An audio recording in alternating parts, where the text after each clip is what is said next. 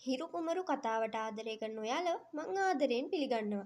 හංසනා වාහනෙන් දිනෙත් මින්නෙක් එන්න කැමති වෙයිද කියලා. දැන් ඉතින් හංසනා හිතාගෙන ඉන්න වැරදි විදියට. ඒකට හේතුව මේකලා මෙහෙම හිතන්න ඉඩ සලස්සලා දුන්නා. දැන් මේකලාගේ මැරියෝ දෙන්න දිනෙත් මින්ගේ ඔළුවටත් පහරක් එල්ල කරලා තමයි යන්නේ. හංසනාට හොරෙන් හැබැයි. ඒ වුණාට හංසනා එක දකිනවා. හැබැයි හංසනා වැරදි වැටහීමකට ලක් වෙනවා. දිනෙත් මින් ගුටි කනවා වගේ හිටිය බොරුවට කියලා. ඊට පස්සේ දිනෙත් මින් තාත්තට පොරොන්දුවක් වෙලා තියෙනවා. හංසනාට හිටපු විදියටම ගෙනත් දෙනවා කියලා. දිනෙත් මින් කියනවා ගෙදර යමු කියලා.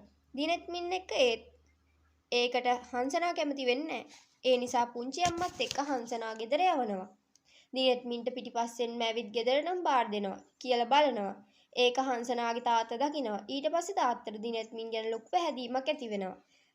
මේ වගේ වීඩියෝ බලන්න කැමති ඔයාලා මගේ channel එක subscribe කරලා share කරන්න, comment කරන්න, like කරන්න.